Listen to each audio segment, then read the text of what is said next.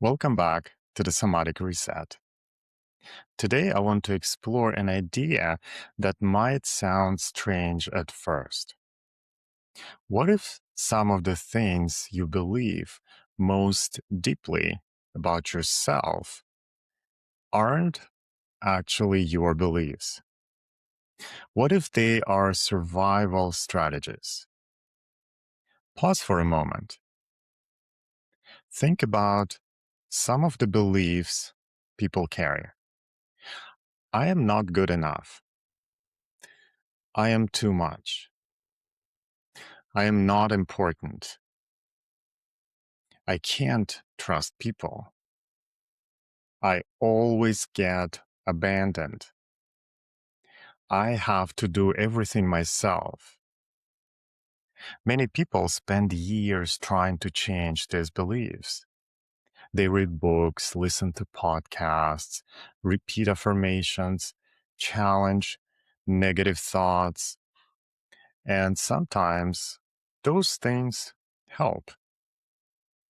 Before we go further, I'm curious, as you're listening right now, what belief about yourself comes to mind? Maybe it's something like, I'm not good enough. I have to do everything myself. Or I am too much. Or maybe it's something completely different. You don't need to change it. You don't need to fix it. Just noticing what shows up. And if you'd like to share, feel free to leave a comment below. I'd genuinely be interested in hearing what comes up for you. But often, something strange happens. The belief keeps coming back. Not because the person is failing, not because they aren't trying hard enough, but because the belief may not be the actual problem. The belief may be the nervous system's explanation for something it experienced. Let me explain.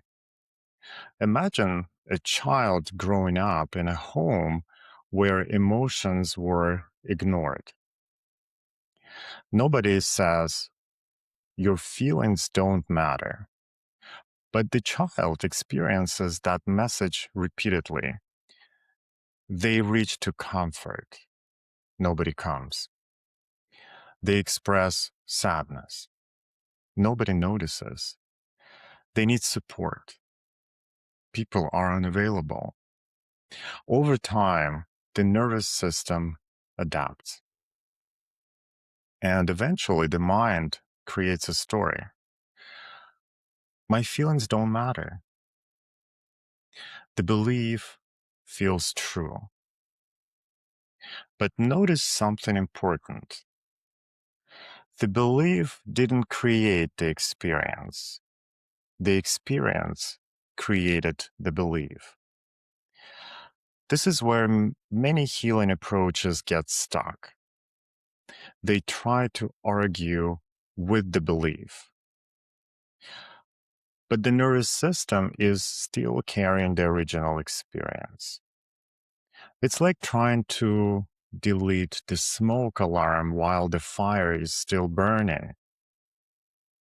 The alarm isn't the problem. It's responding to something. Many of the belief people struggle with are not signs of weakness. They're signs of adaptation. They once made sense. They once helped someone survive. The belief I have to do everything myself, many have developed because nobody was available. The belief I can't trust people may have developed because trust was repeatedly broken. The belief I'm not lovable may have emerged after years of feeling unseen. The nervous system learns first. The mind explains second. That's why awareness alone often isn't enough. Someone can understand where a belief comes from. They can explain it perfectly and yet still feel trapped by it because insight and experience are not the same thing. The nervous system changes, though, through experience, not explanation. This is something I often see in therapy. A person understands their patterns. They know exactly why they react the way they do. They've done years of personal growth, but the body still tightens. The anxiety still appears. The shutdown still arrives. And the fear shows up. Because the body is responding to an older map, not current reality. The goal is not to force a new belief. The goal is to create enough safety that a different experience becomes possible. A person who feels unworthy doesn't necessarily need a better affirmation. Sometimes they need repeated experiences of being accepted. A person who fears abandonment doesn't always need more insight. Sometimes they need repeated experience of connection. A person who believes they aren't safe doesn't need convincing. They need moments where safety can actually be felt.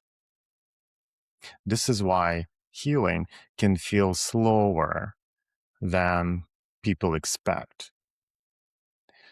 They're not simply changing thoughts. We are updating experiences. We're helping the nervous system discover something new. And that takes time. The good news is this: if survival experiences can create beliefs, new experiences can reshape them.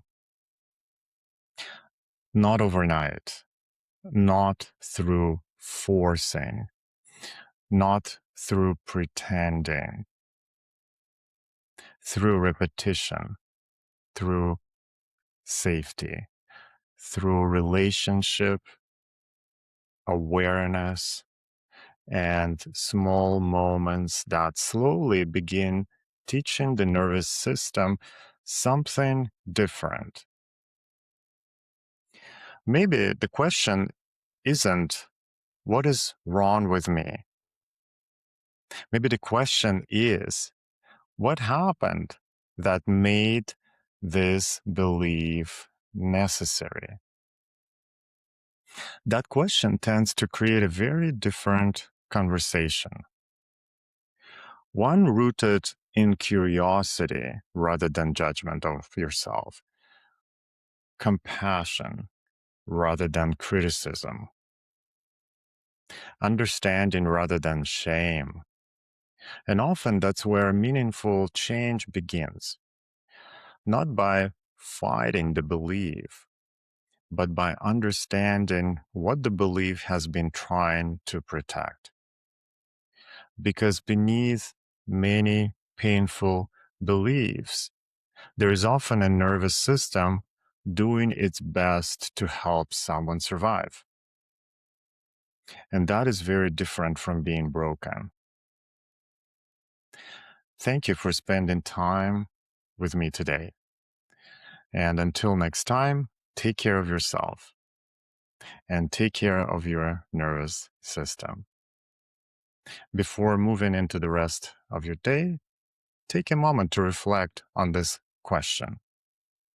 What belief about yourself have you carried for so long that it feels like part of your identity?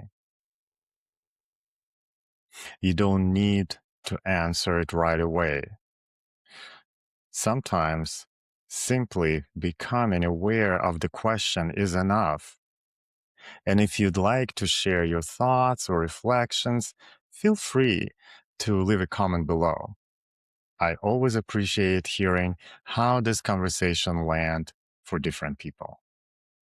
Thank you.